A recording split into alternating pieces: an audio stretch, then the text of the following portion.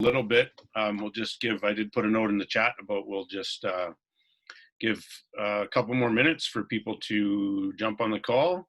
And thanks for joining us. Just a reminder to mute your mic. Feel free to use the chats as people are doing already.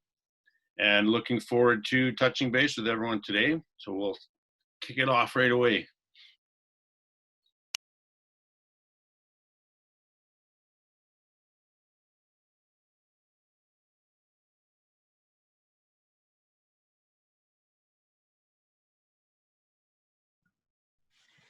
Hi, everyone. Welcome back. I'm Lori Sigfridson. I'm the president of PHE Canada, coming to you from FDR, Yarmouth, Nova Scotia. It's foggy, drizzly, and rainy here, so we call it an FDR day.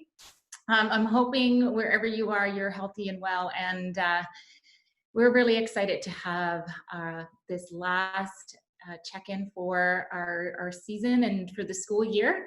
You know, it's been a challenging time for everyone, and so the fact that we can still come together in the numbers that we have on a Friday afternoon in June is really, really special. And so thank you for joining us. And I know we have people from coast to coast and internationally joining us today for our year-end celebration. So thank you for taking time out of your schedules to join us as well. Doug and I kicked off the check-ins for our PHE group in March, April. It seems like forever ago and yesterday all at the same time. And so I'm really happy that we're here together again today to end our calls and then perhaps pick them up again late August or into September. So I'm just going to pass it over to Doug and to give greetings, and then we'll get things rolling. Right. Thanks, Lori. It is super great to see everyone here. Lots of familiar faces or familiar icons. So that's great. So I am the president-elect, so I get to try and step into Lori's shoes, which is really hard because even though they're super tiny, they're hard to fill. And so looking forward to that. And these, it really has, I think Lori hit it on the head with, you know, it seems like forever ago that we had, you know, the first PHE teacher check-in on April 8th. But it doesn't seem that long ago. And I know lots of you have continued to check in, and, you know, we have, we're going to share a few numbers here, but thanks again for this final one of this school year, but we do want to talk about the need, the desire to check in further. So we'll certainly do that as well. So in terms of our format, we, as you would have seen on the invite, we do have some topics we want to chat about. So feel free to indicate in the chat that you want to talk, or you can raise your hand, and we have a team looking for those things, and we'll try and get to you as quick as we can. Yeah, I think that's it. Before we start, Lori, do you want me to start with the little stats summary? Okay. So just so far, and not including today, and we are now sitting at 158 participants. We did have about 279 register, but of course life gets in the way of various things. So the very first one we had, which those that were there, we had quite an entertaining experience at that particular first check-in, and we had to recheck in. So we did have 759 people registered for the very first one. So obviously there was a need. We ended up, once we got back into it, we ended up with 350 people.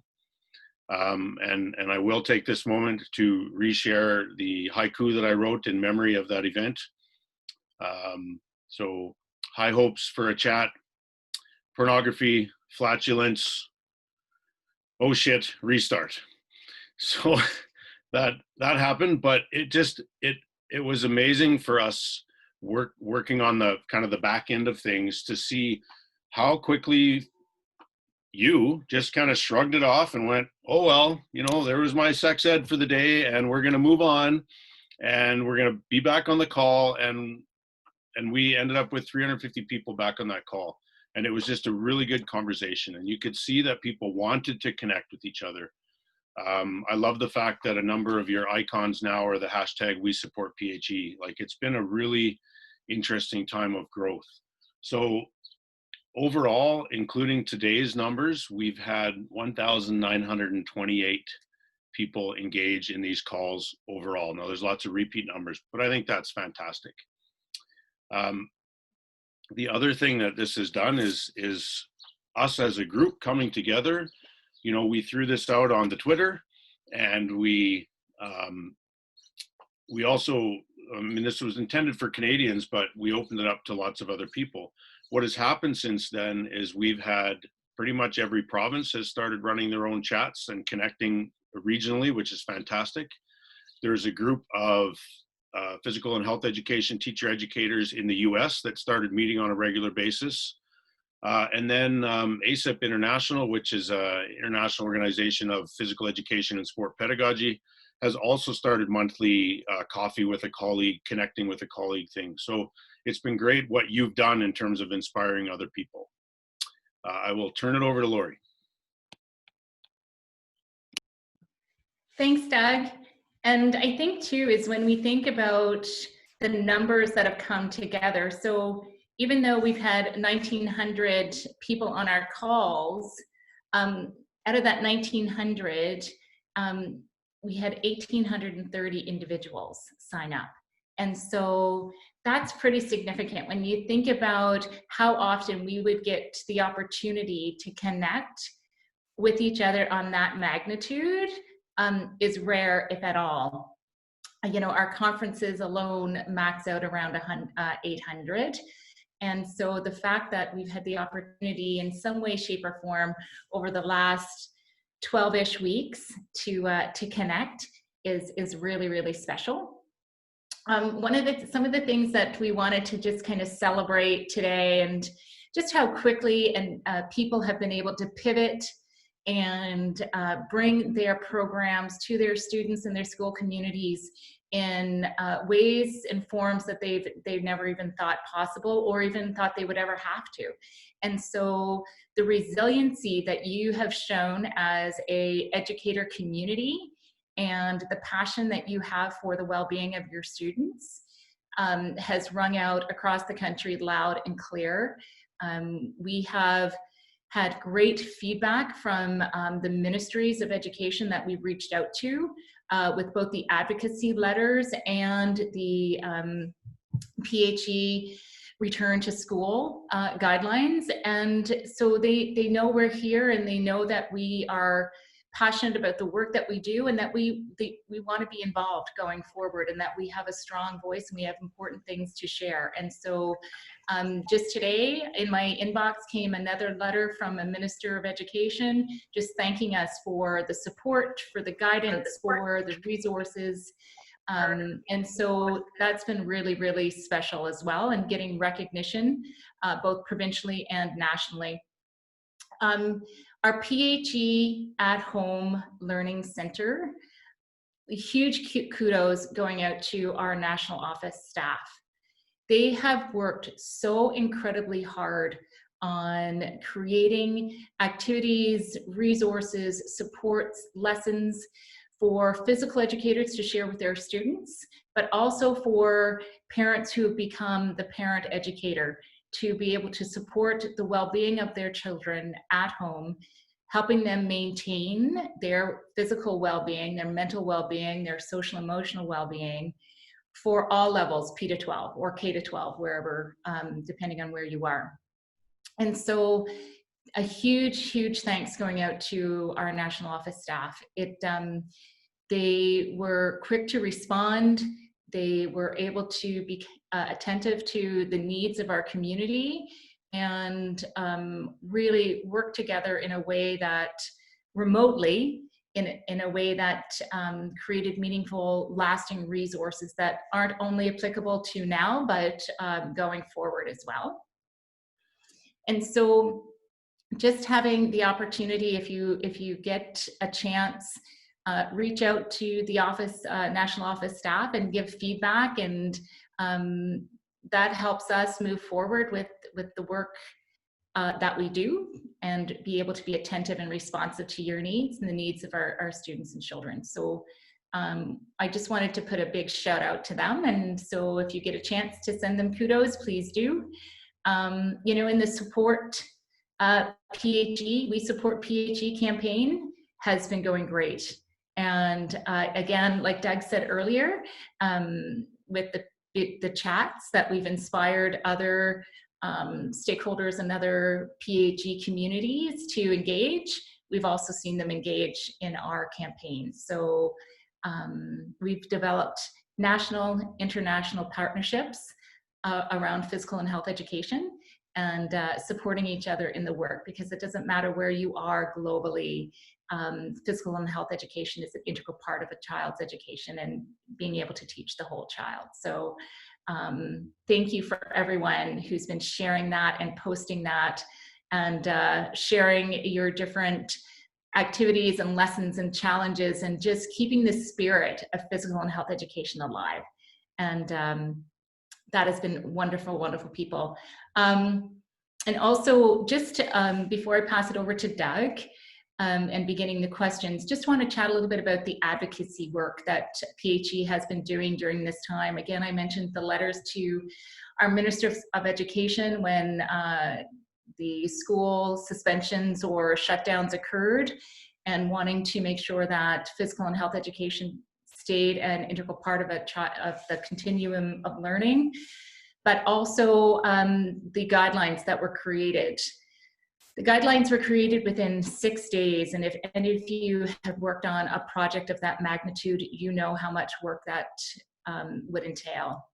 And so 20 people over 6 days, but really we had 2 lead writers within our national office staff that took the feedback from our members, our board of directors, our researchers, and compiled it into that working document. And so, again, we've shared that provincially, we've shared that nationally. If you can take that and share it regionally with your school administrators, with your school districts, your school regions, however it's configured for you, so that you can show using a variety of different environments, learning environments, whatever we're going to be in come September, that there is a way for health and physical education to take not only just an ongoing role, but a lead role in teaching and reintroducing children to our learning environment in a way that addresses not just their physical well-being, but also their mental health and their social and emotional well-being. And so again, kudos to our lead writers, Melanie and Ellen, and all the national office staff that supported their work in that, and also to all the members, board of directors, council of provinces and territories, researchers that also reviewed the document and provided input, so that we have something that's really wholesome and effective. And so I'll pass it back over to Doug. I just wanted to highlight that a little bit, and we'll start off the conversation with the question. Right, thanks, Lori.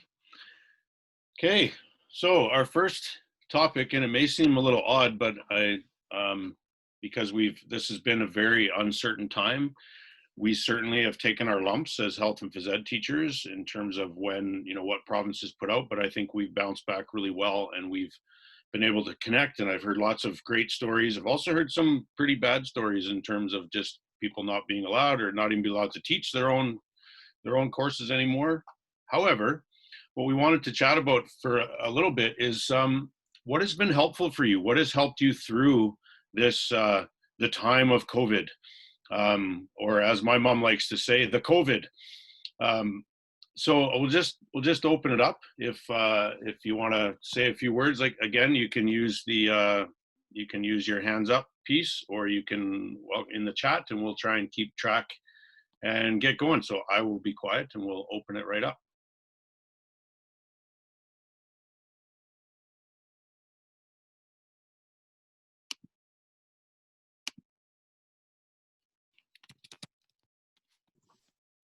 Doug, it's Reg. Mm-hmm. I was going to toss this out, but I know the support from PHE Canada in terms of advocacy has been absolutely awesome. And I think, speaking for all of us, no matter what role we play within the area of physical education, that support has been greatly appreciated. I think moving forward, I know that many of us will be placed in it's an uncertain time even going into the fall, and we're going to be placed in situations that we're maybe uncomfortable with or not sure about. But excuse me, I really believe in the power of making a difference in no matter what your role is. So if I'm a physical educator and I get placed in an awkward position next fall, maybe I'm going to be put in a homeroom or I'm going to be helping out. I'm going to be the best team player I can be, and I'm going to make every child in that school want to come to physical education and be part of that. So I think we can all make a difference no matter what role we play. That's not to say that we still won't continue to push for physical education, but I just really believe in the power of the grassroots, making a difference, not complaining, just, picking up your bootstraps and really showing the value of what physical education is. Because sometimes we say lots of things, but sometimes we ultimately have to back it up with our actions. And I think we can really make a difference. So my message would be to be hopeful and to stay strong, because what we do as a profession and within the profession really makes a difference for children and families. So my thoughts. Thanks, Reg.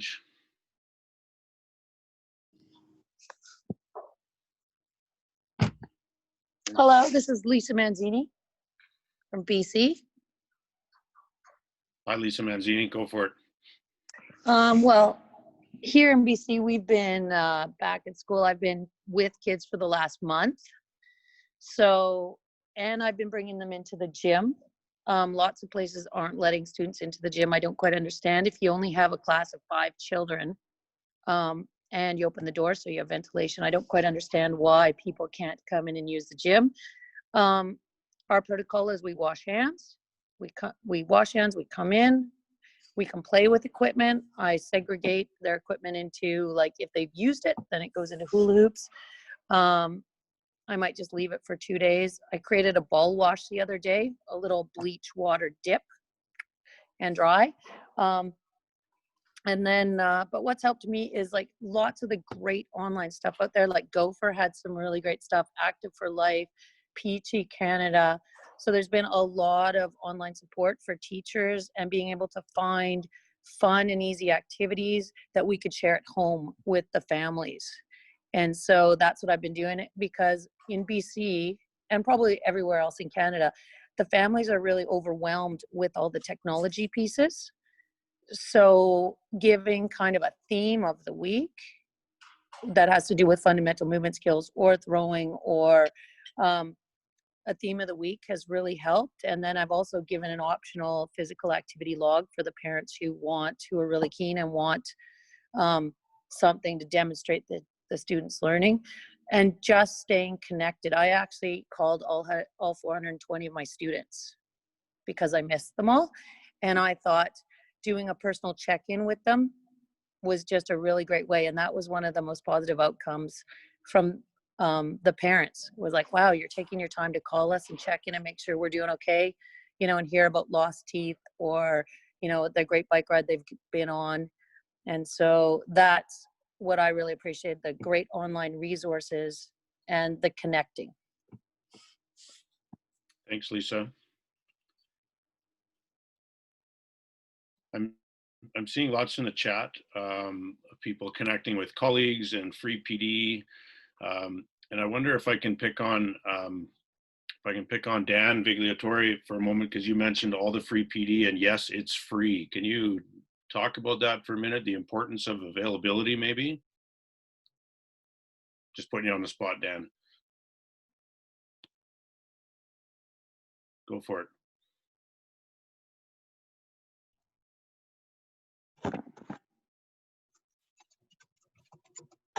Sorry, guys. I'm doing a couple of things all at once. Can you guys hear me? Mm-hmm. All right.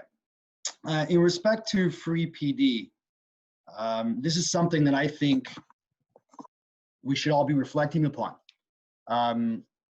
so many teachers in all the different subjects, either it be phys ed, math, language, whatever it was, it just seemed like everybody was willing to help for one cause, especially in health and physical education. So I was very, very impressed by this. And the reason why we should be reflecting upon this, because I am one of those teachers that believes that we should all be helping each other all the time without a cost. If that's my personal opinion. I've learned a great amount based on all the different help from different educators, professionals in our field. And I really think that's something we should continue moving forward. That's about it. And I'm Dan from Ontario, PE teacher. Thanks, Dan. Thanks for agreeing to be shoulder tapped there. No problem.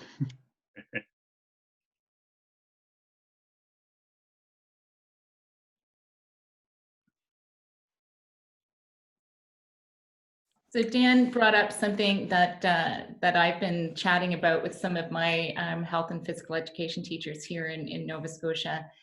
And we're on a provincial team that have been developing the at-home low-tech, no-tech learning continuity packages. And that's one of the things that we said was that, you know, the opportunity for us to connect and work together has been highlighted by our current environment. Usually we kind of get into our own little silos within the everyday running of our work, and we don't, even though we know each other's out there and that we can call on each other at any time, we really never took the time to do that. And so you're right, like now that we've established this as kind of maybe a new norm as far as collective or collaborative working and different ways of delivering maybe professional development or looking at professional development a little differently. I'm really hopeful that we're able to kind of expand upon what the platform we're on now and continue it, because it has been amazing and the learning has been phenomenal for me over the last 12 weeks. So yeah, I agree. And maybe that's something, whoop. I cut someone off. No, I was just thinking that, you know, one of the things that these check-ins has provided me also is learning about what's happening in other areas and creating that network so that I can learn more about or question to help what's happening within my own region. So it's great that we're thinking about PD a little differently. Agreed.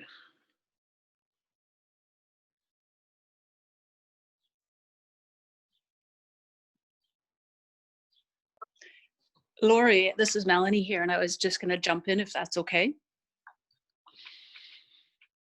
Go for it. Yeah, so I was just going to say that the professional development has been really fantastic. But what's really, really special about it as well is that each of the presenters actually volunteered their time to do each of those sessions. So it's part of why we were able to offer it for free, is just because not only of the generosity of the spirit that's there, but the generosity of those presenters. So, you know, on a public forum like this, I just really want to thank them all, because it's not easy to move online, and each one of them figured out how to do it and really contributed something pretty amazing to our field. So thanks to everyone for that.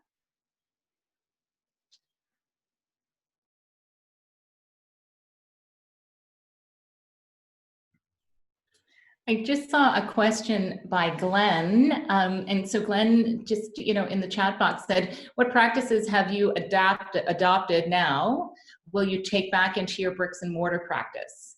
And so that's a really kind of great reflective question. You know, are there things right now that you're currently doing that you didn't before to enhance what you will do again once we go back into our school spaces? And so, you know, what has been working for you, and what practices would you like to keep? So that's a great reflective question. And Grant also mentioned just the fact that I think for many of us that our technology IQ certainly has increased over the last 12 weeks or so, in ways that we probably never thought possible as well. So thanks for those comments.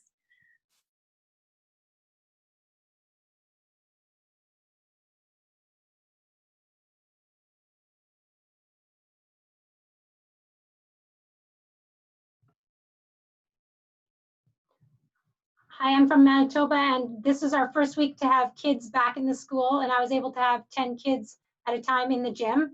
So, but we were not allowed to use equipment, so, or like touch equipment. So again, everything that's been said, I agree with all that, and that's awesome. It's been an incredible experience, or a crazy experience so thus far. I guess I'm also looking towards like, and I'm sure you guys are already thinking of that, like, how is this going to work or not work? Or this week worked fine, worked well, that we only have 10 kids coming at a time for 20 minutes kind of thing.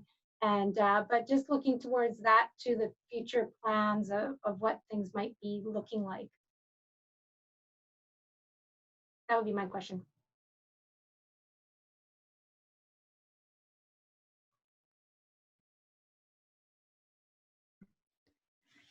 So that's one of the questions that I think all of us are struggling with, and the guidelines that PHE created were set in motion or distributed so that it could help decision makers identify ways in which PE and health ed can continue, but the how hasn't really been, or the what, I should say. The how is there, the what isn't quite as clear, because it's different right now from province to province. Some provinces where the students are back in school do have limited access to maybe low touch surfaces or equipment, and others are saying absolutely no equipment at all. So I think for those of us who don't know if we're actually going to be going back in September, you know, it varies again. So how do we continue to make sure that our students are learning and gaining the skills and competencies they need? So yeah, I think that's the hardest question to answer, is just how do we keep doing this in a way that is meaningful? And the hardest answer is we don't know. Like that's the thing. It's still one of the unknowns as to how we can make this happen and seem as close to normal as possible. Anybody else want to weigh in on that? Hi, this is Maisha speaking from Ontario, Windsor, Ontario. I think like for next year, it might be a mix of online and in class. Hopefully they'll open the schools. Nice smaller groups might be nice. We might be able to get more one-on-ones with them. And the fact that we have all this background now on online learning, that might facilitate our task also. But what I got out of all this is to have these quick starters to get them very engaged from the very, very get-go, and have stuff to do while, I guess they won't be changing in the locker rooms anymore or things like that. But if we're outdoors, we can play soccer. There just won't be any throw-ins. You just kick the ball all the time. And you'll have to keep your space, so there'll be no contact. So every sport now will become a non-contact sport, which is okay also. So lots of modifications on the way. Or badminton, if you have one kid would have a yellow birdie, the other one would have a white one, and you only touch the one that you're using. The other one gets pushed to the other side of the court, or anyhow. Like, I'm confident that we'll be back in the game, and thanks to you guys and for being ahead of the game for all this and keeping us in the loop and keeping the government in the loop and showing how important phys ed is. Thanks a lot. Kudos to you guys. Hi, it's Glenn. I think with the equipment issue in September, looking at startup in September, the way things are moving with COVID right now, September is galaxy light years away. So many things can happen and evolve. So I don't I think it's great to have some guidelines and some plans in place, but ultimately you'll probably have more concrete decisions available a week away from startup. And then the other thing to look at as well, like in BC, our Ministry of Health has been able to break down the number of active cases and community transmission by coastal, the health authority. So depending on the health authority that you're in, things could change. Like, for example, in Vancouver Coastal Health, there's very few cases, whereas in Fraser, out in the valley, there's a lot more. So one district could use equipment while a neighboring district might say, no, we're not going to use that. So I think it's going to be very contextual, and to not look at having a one size fits all type of idea. So you're really going to have to keep monitoring what's going on in your area. Yeah, thanks, Glenn. I think that's a really important consideration in terms of just being local, basically, adapting to your local context. And I know that the guidelines that PHE put out were intended to be just that, guidelines, a starting place. And part of that was for advocacy. So if you did get an administrator saying, absolutely not, we can't do phys ed, we can't do anything, you can at least go, hey, we have some things that we can try and we can do here. And I know that document is intended to be a bit of a living document and be updated from time to time. As well as on the PHE Canada website, there are links to every province's COVID guidelines as they adjust. But yeah, the biggest thing is September is a long way away. So we'll have to be a little bit patient, but be in that advocacy mode while we're being patient, I guess, is important too.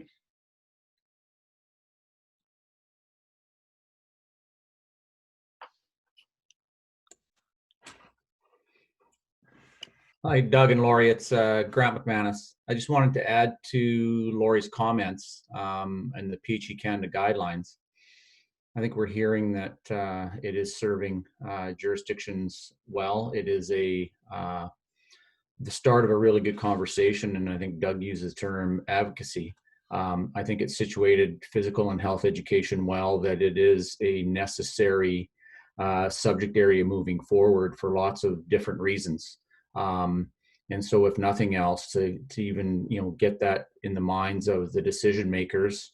I know there's some hot spots where phys ed teachers are concerned about what their role is going to be. So that was, I think, one of the big intentions of that document. It is going to be a living document. It's very much a moving target as we move forward, as Glenn said. For other jurisdictions, you need to think about what are all the dots that we need to connect to make sure that physical and health education does have a presence. And what I mean by that is, in Manitoba, our Manitoba School Boards Association has a provincial risk manager. They're already working on a return to guidelines document and checklist. So I've sent him the PHE Canada guidelines. The music educators of Manitoba have also put a similar type document together and shared it with him. So right now, as far as I know, Manitoba Education has not. It'll be the Manitoba School Boards Association. So I've also sent it to Manitoba Association of Parent Councils. They need to be advocacies in our children's overall health and wellness. So we just need to be creative and thinking broadly about who we need to connect with, so that the message is not lost on how significant the health and well-being through physical and health education is for our students moving forward. Yeah, thanks, Grant. Those are really important points. I know just recently here in Alberta, one of our EverActive School staff members replied to a comment from CBE about how, we don't need gym again, and we constantly deal with this piece. But somebody else responded to say, that's one of the problems with using language like gym teacher, is that when you say we're getting rid of gym teachers, people are like, who cares? But when you say we're removing physical education from the schools, that's a different piece. So it's important that we share those vocabularies and use those, really advocate where we can to those different levels, right from the teacher that's going to be across the hall from you to your superintendent or wherever you are. I did see there was a hand up, Nathan Hall from the post-secondary sector, I think had his hand up. Nate, did you have something to? Yeah, it was a little while ago. Hi, everybody from Winnipeg. I was just thinking when we were talking earlier about, you know, how this has brought people together and connected people together, and from the researcher's point of view or the academic point of view, and there's a few of us I know in the room, Doug, and I think I saw Louise and Alex Stoddart from Saskatchewan. But the connections made between researchers and practitioners during this time has really increased, and I think moving forward, that's something else that that we would love to see continue. There are going to be questions, and there are going to be some things that are new to us moving forward, and evidence-based practice, and considering, you know, what we are learning around the world over the next year, 2 years from this experience will be really valuable. And so I encourage everybody out there to continue with those connections. You know, contact your local academics and researchers in your area, and researchers, you know, same thing, contact the teachers, stay in touch, build those connections right now, because I think moving forward, those kinds of relationships are going to be so valuable to understanding what we've gone through and what we can learn from this experience.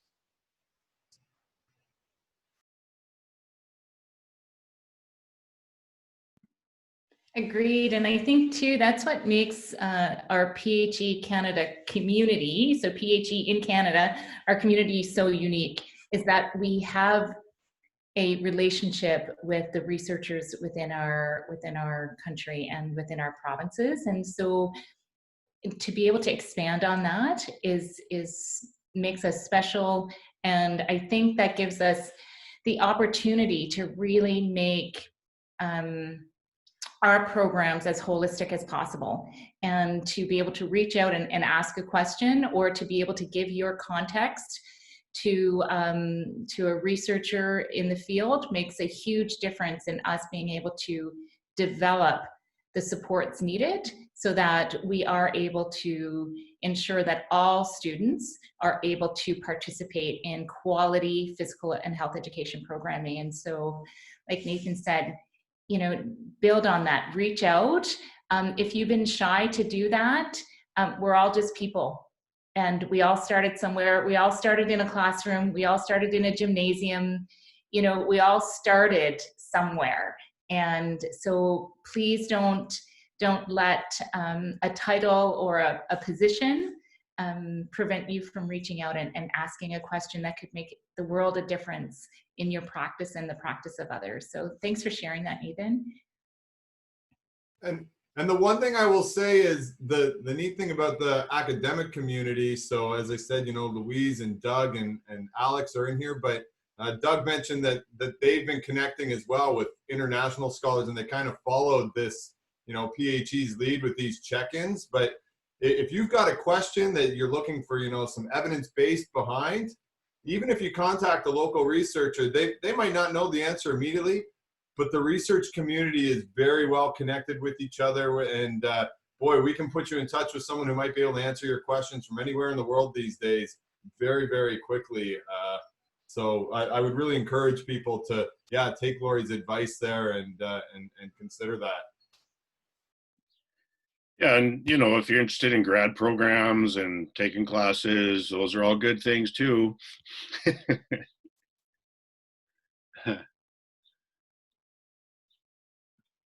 So before we, oh, go ahead, Doug. No, you go ahead, Lori.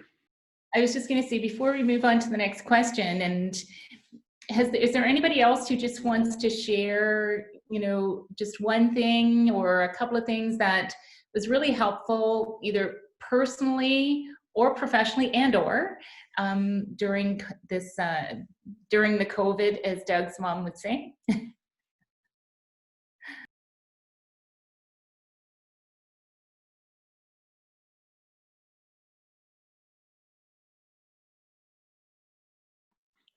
I'll be brave, Lori. It's Jen from Saskatoon, and I was able to attend a lot of different professional development over this last 3 months. And a huge shout out to Nathan and even own Cole Wilson and Tim Fletcher, and there's a few other people that Mike from Newfoundland, he's not from Newfoundland, but I was able to attend Newfoundland's professional development, and everyone kept coming back to that joy of moving, bringing back, that's one thing that I'm going to really focus on my teaching, is that joy of moving and bringing emotions back in. And that idea that Mike talked about, moving from our working memory to our long-term memory, and the only way we can move what we remember is by adding emotion. And so by adding emotion to my lessons of whether it's striking or whether it's the walking unit or whether it's whatever I'm going to do, that alternative phys ed, bringing some emotion to it so that the students find the joy and will then eventually take that physical literacy journey and bring it to life when they get old and moving forward. So the joy of moving and bringing emotion into phys ed, and kids will remember it, and hopefully we will make a better society of healthy movers. So that's all I'll add. Thanks, Jen. I think that's important. I didn't know you saw the t-shirt I wore today. Find the joy in the journey. But it is, I mean, I think that is a real important thing, is that we've tended in the past to really argue for the purpose of phys ed based on how we support academics. That, like, quite honestly, kids are fat, so we need phys ed. And, you know, diabetes, and those are all good reasons to move more, but that social aspect and that emotional piece and just the sheer joy. And when we look at adults who are continual movers, there might be a health reason in there too, but you tend, like, I have people all the time, like, I'm going to get into shape, and I'm like, well, what are you going to do to be more active? Well, I'm going to go for a run. Do you like running? Well, hell no. Like, then find something else.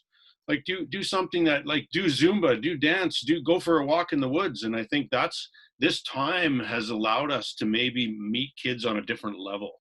So thanks for putting that in, Jen. That's really important. Maybe we'll move to our next, Lori, we'll move to our next piece. And feel free to still jump in on other stuff. But Brian Torrance from Everactive Schools, I was having a discussion with him a week or so ago, and at one of his staff meetings, they tend to have just a question of what's going on. And one of the things is, and we've kind of talked a little bit about it, but what has stuck with you from these unique and uncertain and changing times? What has stuck with you? What have you learned? And I'll go back to Glenn's question a little bit about, when we go back to whatever normal will become, what has stuck with you? What are you going to maybe learning? Maybe it's an attitude. Jen kind of shared that idea there too. But what has stuck with you? That was a long introduction, sorry. I can chime in on that, Doug. What I've noticed is, and I'm at the end of my teaching career, but I've just noticed that students that I taught 25 years ago that are parents now are playing with their kids. And I'm seeing that all over the place. So I really think the connection between what we've done as physical educators and the connection with parents and families to start families moving again together and playing together. I love that word play, but I really noticed that, and I feel really good about that. So COVID has actually kind of helped rekindle some of those family connections that we were losing because we were so busy before, running our kids all over the place. And now I see ex-students as parents playing with their children and going back to what Jennifer said, like really enjoying it, just the fun of playing together as a family. So I'm really hopeful about that. I think that's something that we need to keep moving forward. That's pretty exciting. So just my comments.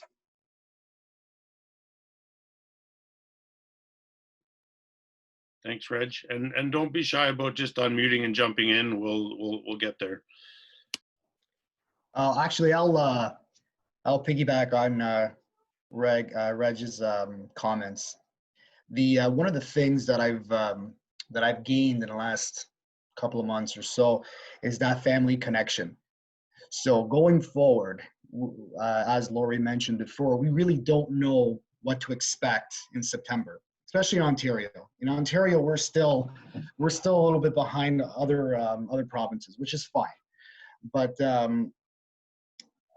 we not knowing what to expect. We do have some ideas, being a part of different groups and staff meetings and professional development opportunities.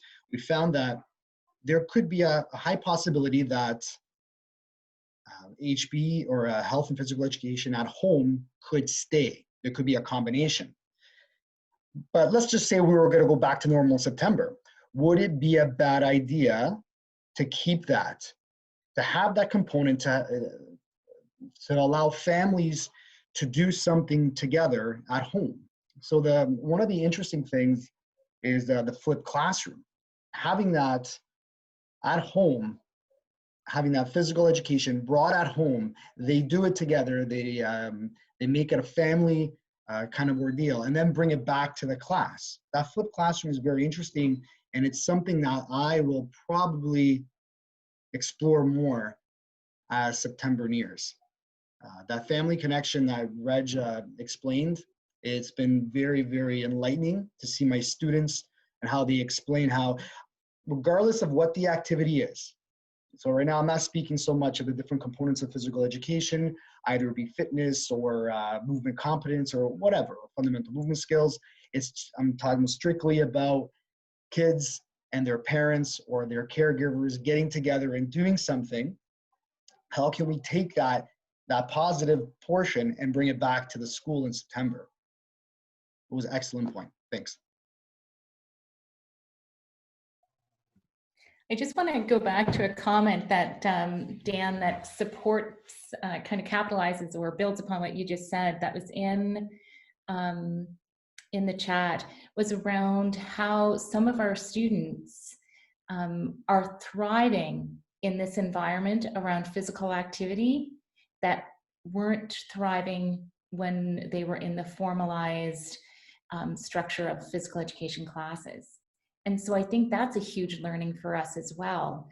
What was happening that we weren't engaging those students, or, how do we bring that learning forward? And so did anybody else kind of experience that or see that happening within their students?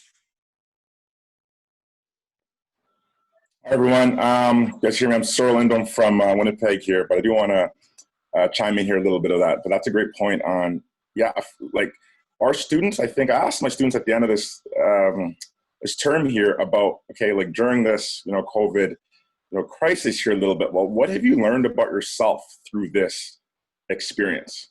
And some of the responses that I got from there, just in how they dealt with let's say the adversity or the change or the just having to regulate themselves a little bit differently.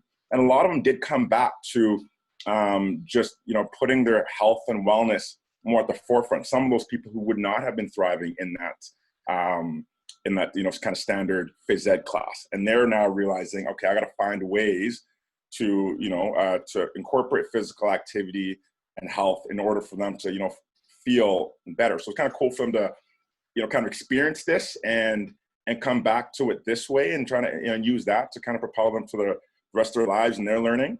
But I do agree. I think Grant had mentioned how we can incorporate technology a little bit here to also help meet some of our kids' needs in that way.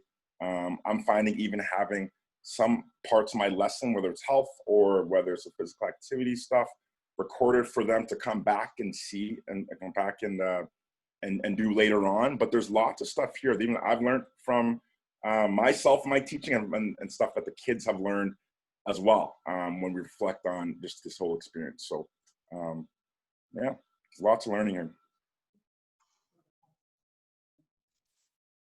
Can I say anything, Lori? Absolutely, absolutely. Thanks, Cyril, and welcome, Chun-Li. Oh, thanks. Thanks for the opportunity to learn from the. Can you hear me? Okay. Sorry, I'm Chun-Li from Brock University in St. Catharines, Ontario.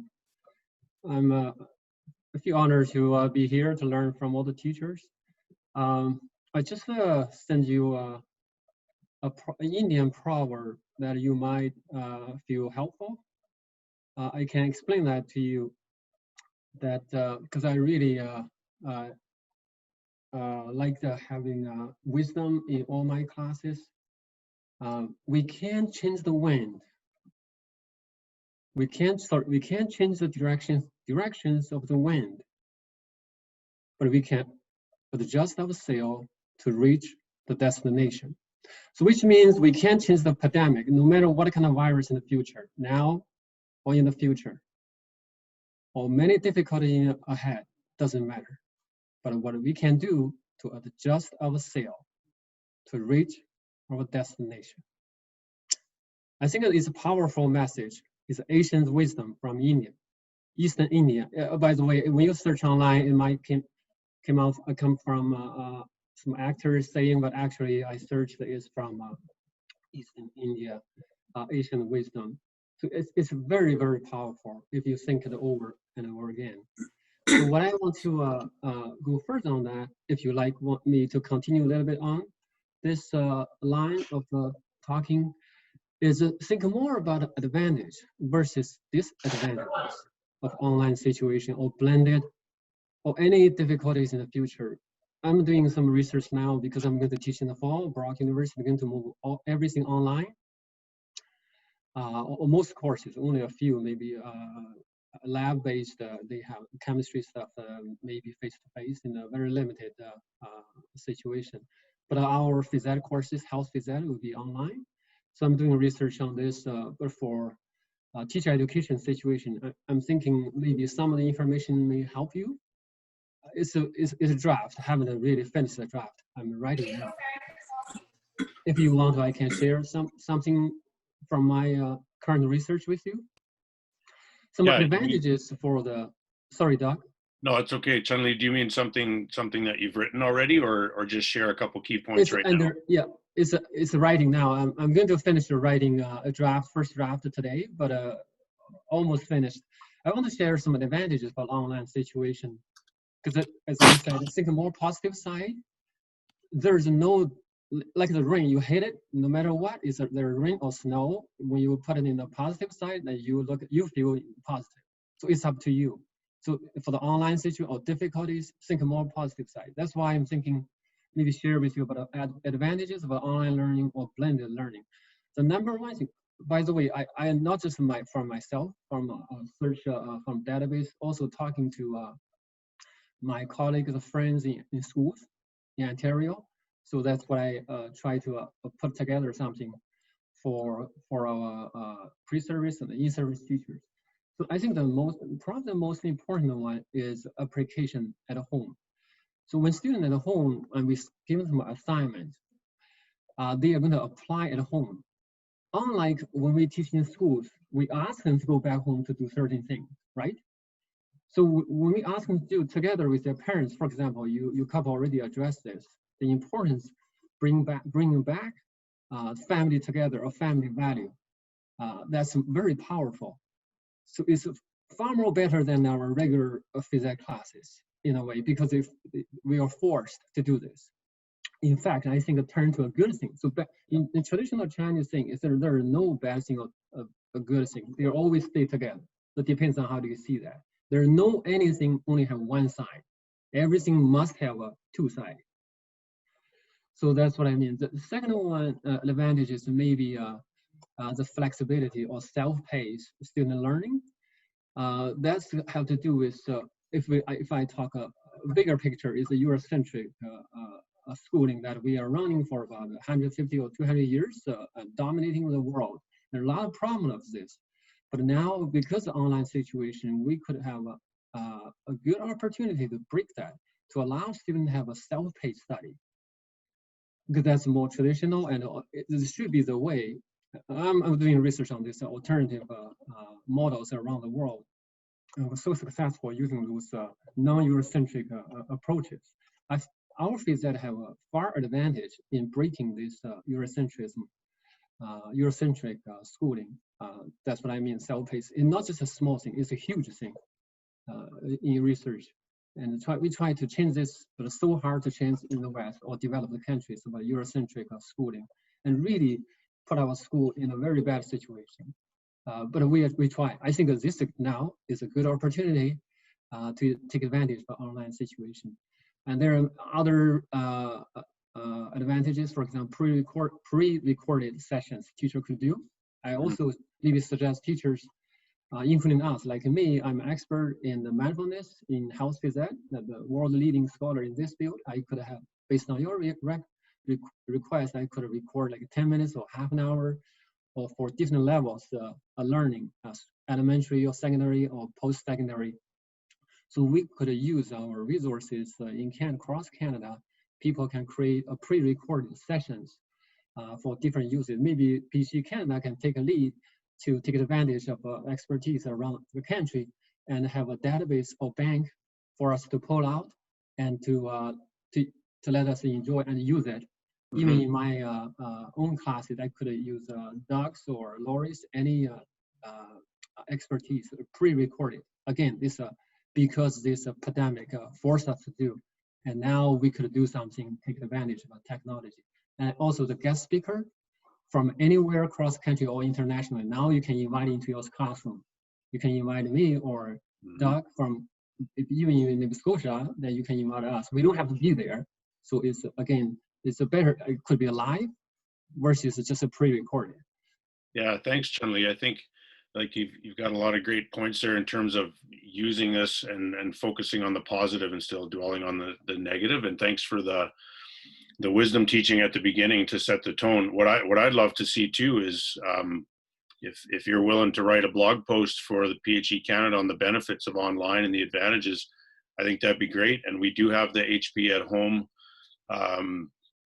platform at PHE to share some of these. So thanks for that, your contributions, Chun-Li, much appreciated. Other thoughts from, oh, you're welcome. Other thoughts from folks on what's sticking? There's still there's a great conversation going in the in the chat room here. So we'll just keep it rolling.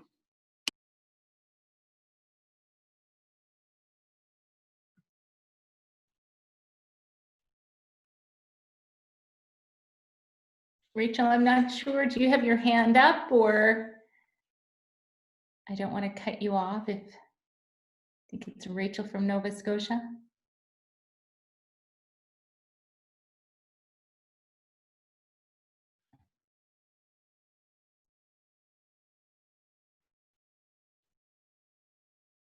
Okay, we'll keep going.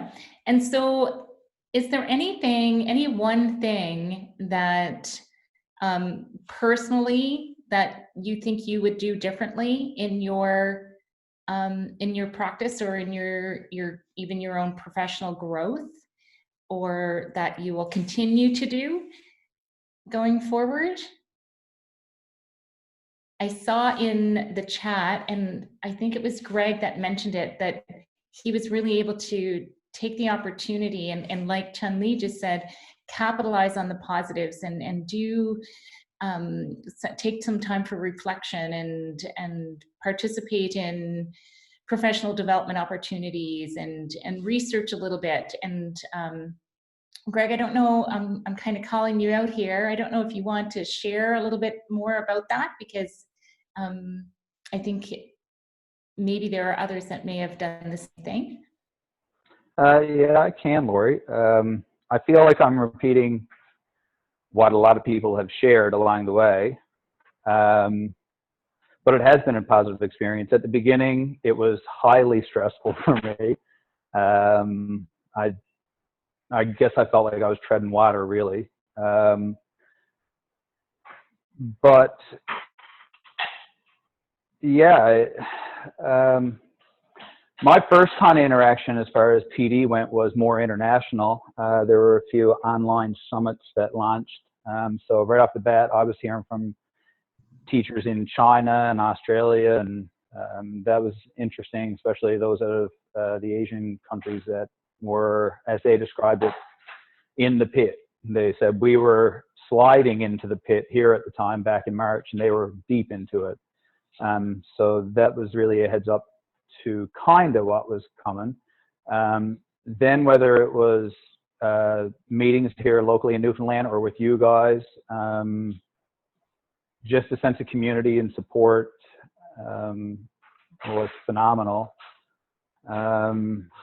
As I mentioned, I lucked out and got into a Masters of Human Kinetics program at MUN. I just found out 2 days ago.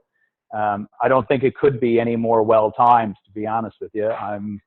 I always put off doing a master's. I said that I wasn't going back just, you know, kind of for financial reasons. I wanted to go back when I felt motivated and driven. And I felt that way. And now I probably feel even more so that way. I think the timing is perfect. I definitely want to put in a plug for these meetings continuing to happen. Yes, we're ready to go on hiatus for the summer, but thanks, guys. This definitely should happen, because something you mentioned a little while ago, Lori, I wouldn't say I'm a shy person, but maybe I've been a shy professional. Somebody else referred to it as teachers being silos. I think I personified that, to be honest with you. And again, as a silver lining in this pandemic, I think I've stepped over that gap in my professionalism, basically. So whether it's this virtual meeting platform or conferencing or just connecting locally, I'm excited by all this. Yeah, I guess that's about it. Feel good day, really.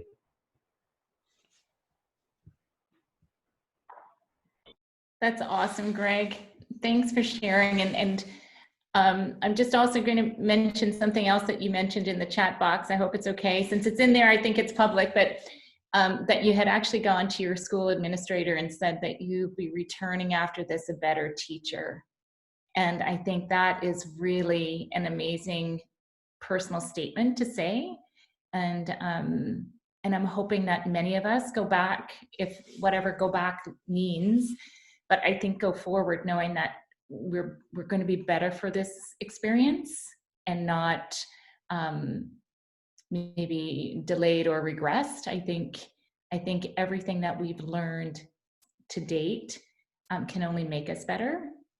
But it does take personal reflection to be able to recognize that. And so thank you. Back in with one more thing, I guess, Lori, if you don't mind. The technology side of things too. I think another place that I rested on my laurels was I'm a phys ed teacher. I don't need to fine tune those skills. And I think those skills in and of themselves are going to send me back more equipped and a more well-rounded professional. And I think I was a pretty good teacher coming into the pandemic. But obviously there's always room for growth. I'm about halfway through my career, so the timing seems perfect to me, for me personally. This has been catastrophic for the planet, but on a personal level, I can see a lot of positives. And thanks. Thanks for sharing that, Greg. That's really important going forward. Does anybody else have anything they want to share before we jump into the next question? We have about 20 minutes left together. Got 2 people on our list here, Lori. Connie from UBC and then Steve McGinley from UBC. And then I'm not sure if Calix, if you're still on, I know you had your hand up for a little bit there, but we missed you. So maybe go ahead, Connie. Sure. Hi, thank you. This is Connie from UBC Vancouver. I am currently a teacher candidate for health, outdoor, and physical education, as well as home ec. I just want to say, speaking on everyone's notes about staying positive is exactly, I think, what we have done as a group of TCs. We're a 30-strong cohort over here, and we've helped each other navigate through our practicum experience by sharing. And obviously, our instructor, Steve, has pushed us to join these check-ins, finding time, and also checking in with us as a cohort was very, very useful. And I think on somebody else's note earlier was that really it was very easy for us to default to, I think, having students do things online versus learn things online, and how we were able to learn even more about our students' daily lives and how they've actually been more engaged outside of our PE setting at home was very humbling, and as well as it also helped us, I think this COVID pandemic helped us strengthen the bond with our school advisors too. So it was really enriching, and I think we all take this unique piece of our practicum moving forward as a beginning teacher for sure. So I just want to thank everybody for this opportunity as well. Yeah.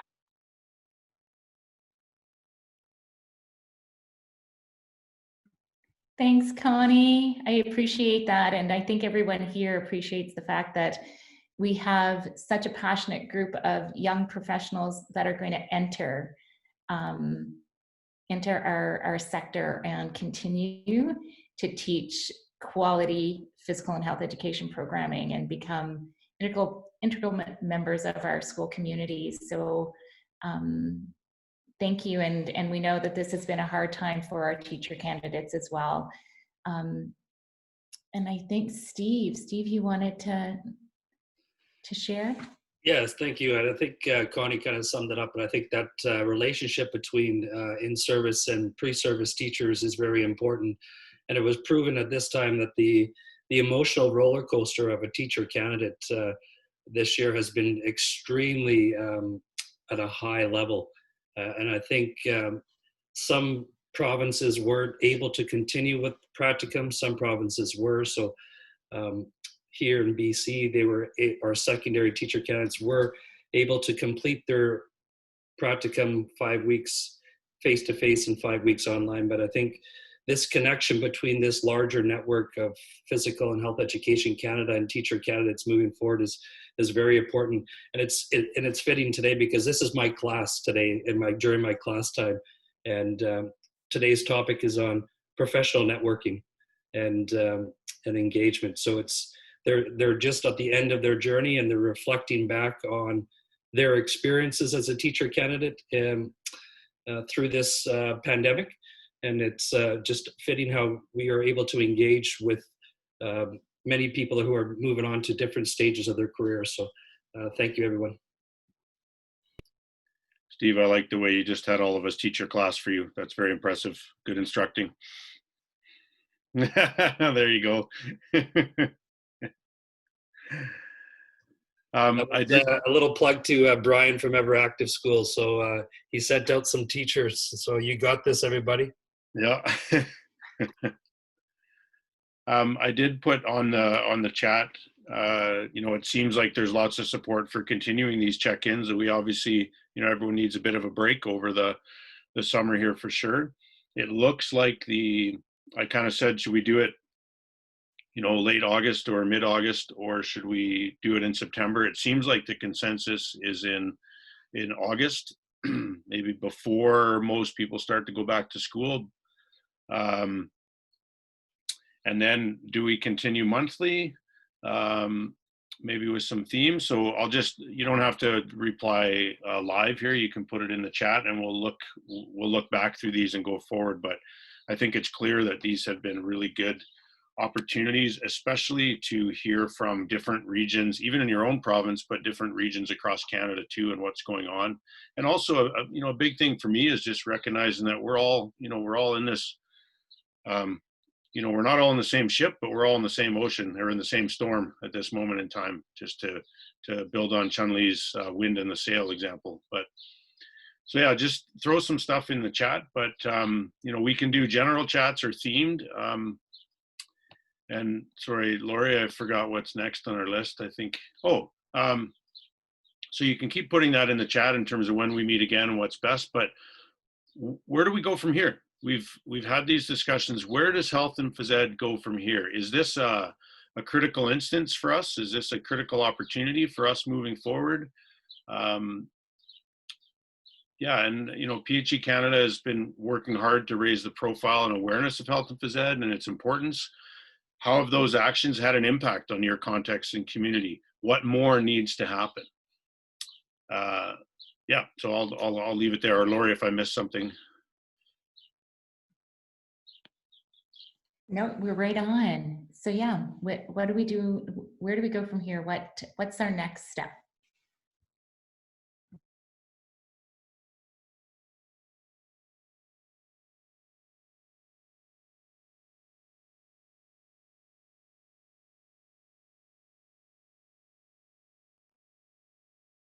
Well, Lori, I suggest to, can you hear me or no? Okay, I suggest you continue this type of conversation regardless of pandemic or not, because building learning professional learning community or network, now we may call it network, is a much better term, because I also work on I teach comparative international education, because internationally, global-wise, I think we are moving towards more like a professional learning network versus just community. I think if we continue on this monthly, even I could encourage all the pre-service teachers come in and they develop this type of habit to, they know they'll support each other, put questions if you have. Everybody, especially phys ed, I feel, in comparison to many other subjects, we are so positive, that's number one. We have fun in conference, because my daughter went to many conferences and she realized our phys ed really fun. It's so positive and creative is a second thing. And no matter what kind of equipment we pull up, then it can do something very quick. So we should take advantage of our expertise. When we separate, we don't have this accelerate ideas or energy. So I strongly suggest to continue on this. And even at school board, I suggest we could create or provincial create a certain time, like every month, the last Friday or the lunchtime or whatever you think appropriate, at least an hour, just an hour, and everybody know you can go to join. Even in other provinces, other countries, PLN, Professional Learning Network, to get ideas, to make contributions. I think that's a great idea. So you don't have to do anything. You just provide this platform, an opportunity for us. You don't need to provide any ideas, because we are all smart. Everybody has something, especially in the digital age. And think about this, another advantage of the digital age. No any true expert. No matter how much computer knowledge you have, they get a PhD, doesn't matter. If you ask them a question, how can I fix this? Most of the time they don't know, because it's so complex in digital age. And nobody have the full knowledge. That means everybody could have certain knowledge and make contributions. Because I already experienced, I asked my IT people many answers they don't know. I figure out myself, I'm not an IT person. So then now I know everybody could be an expert, and tell your students, everybody expert. So to empower them and really involve them in this difficult time, and they can make contribution to our health phys ed. And get them on board, build up the ship, and just as a sail, reach our destination. How's that sound? Sounds great. Thanks, Chun-Li. Thank you.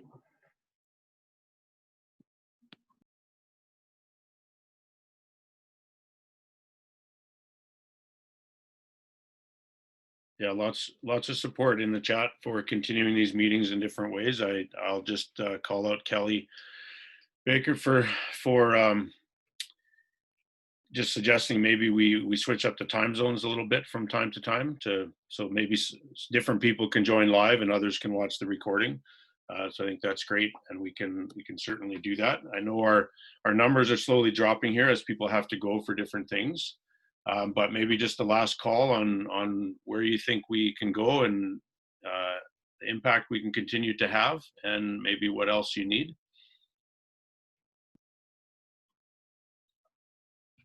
I'm sorry, I'm sorry, go ahead. I don't want to. Amanda Brewer from Yarmouth, Nova Scotia. I would love to see best practices. So if there's something a teacher is doing in their classroom that is excelling and they're proud of, having them highlight that for a 5 or 10 minute, like, this is what I do and this is how it works, and then we could take it and adapt it possibly. I would love to see something like that.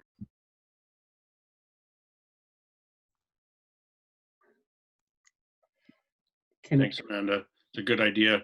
And I know that you can connect with, there's opportunities through the HP at home, which maybe will become HPE at home and at school, or HPE in the community.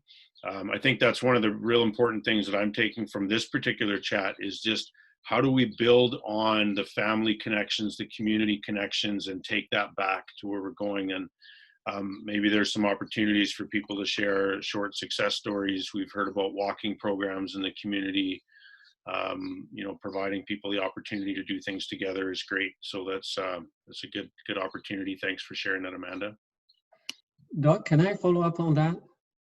Please do. Because I try, because we can't have a regular class face-to-face in our teacher education, pre-service teacher education, in health phys ed. I searched online, I couldn't find any phys ed classes videotapes, like 10 minutes, like even 5 minutes to show students. It doesn't matter it's good or not very good, because it's all case studies, right? We can do something together. I couldn't find. I suggest, if possible, in the future, teachers could do some videotape, or our conference could videotape the workshops. If people have no permission, they don't give permission, we could blur their face. We couldn't recognize the face, then that's be fine, I think. So that's something for you to consider, or everybody consider, to make contributions for everybody. Really benefit me as a pre-service instructor. I can't find any resources online so far. Thank you. Thank you. And that might be an opportunity. I know there's been more with the funding that's been given out. There's more opportunity for supports mid-COVID and post-COVID. So maybe this is an opportunity for PHE to put a grant together, find someone to support this, so we can make some of these videos of quality PE with good, and make it actually quality, and then have those available to everyone, like Amanda and Chun Li suggested.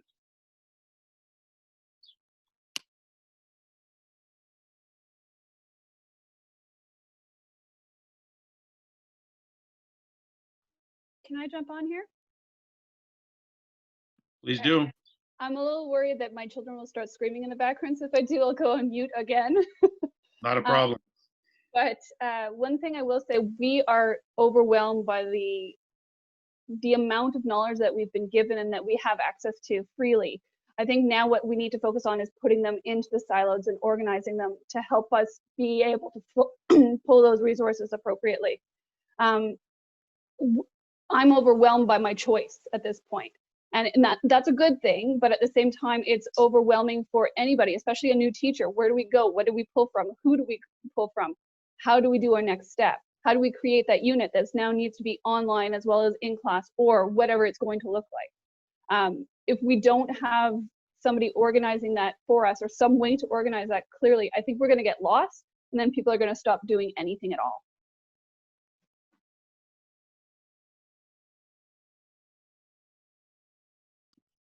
Yeah, and I think part of the role, and I'm just kind of spitballing here, but part of the role of an organization like PHE Canada is to do some of that filtering, is to be a bit of that quality control and putting things through. And that's not like we're the only organization that does that. There are others across the country that do that as well. And I would say that that's the place to go to first, is those, like Lisa just said, instead of, going to Pinterest or Googling because the quality is not there, it's where do you go and you're more assured of quality. One of the things that I really highly value in trying to teach to my pre-service teachers, or teach with my pre-service teachers, is that idea of being a critical consumer, because there is so much information out there. So one of the biggest skills we can have is deciding what to use, but it can be overwhelming for sure. Thanks for sharing, Brenda.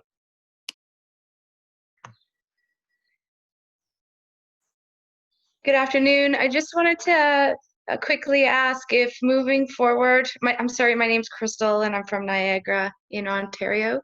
But I'm wondering if moving forward, is it possible to maybe almost consider maybe doing breakout groups, somewhere sort of in a conference style, where we can maybe work together on ideas or projects, or some of these things, to break it down a little bit further? Yeah, that's a great thought, Crystal. Thanks for throwing that out there. We did look at the possibility of doing some of those, so we'll certainly consider that moving forward. Yeah, I think I know we can do breakout rooms in a Zoom meeting, and it's figuring out the facilitation, which is not a huge deal. So thanks for that idea.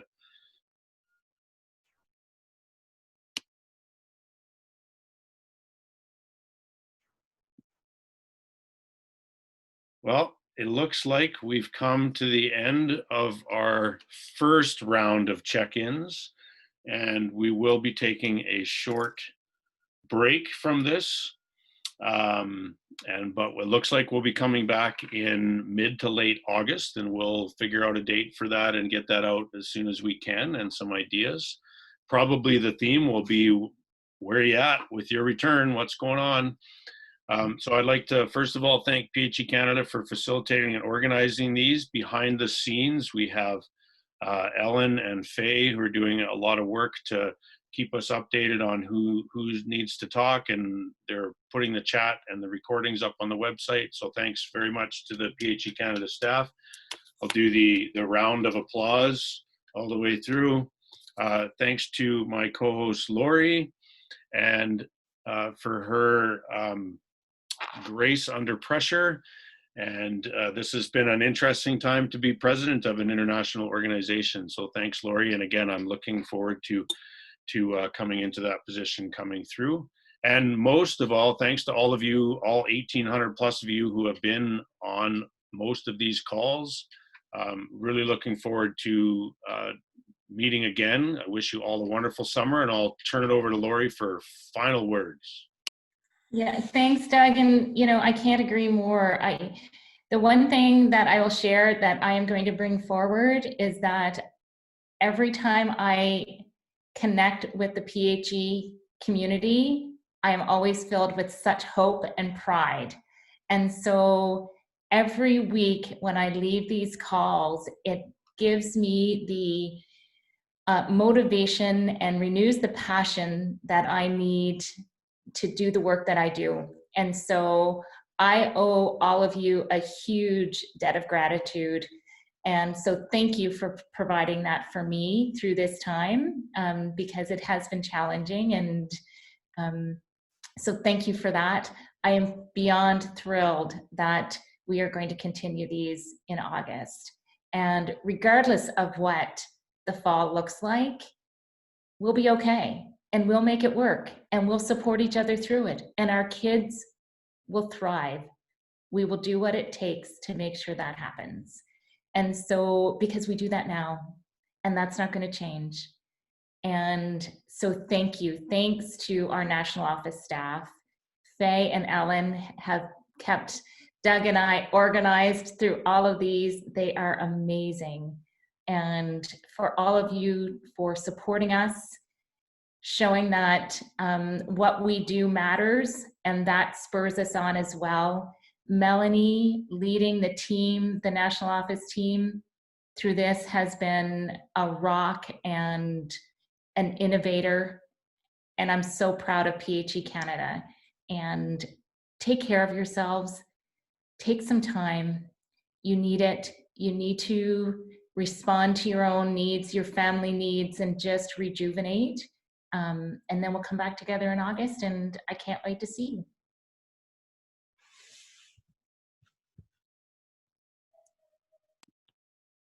Anyone with last thoughts? Thanks, everyone. Have a wonderful summer. Take care.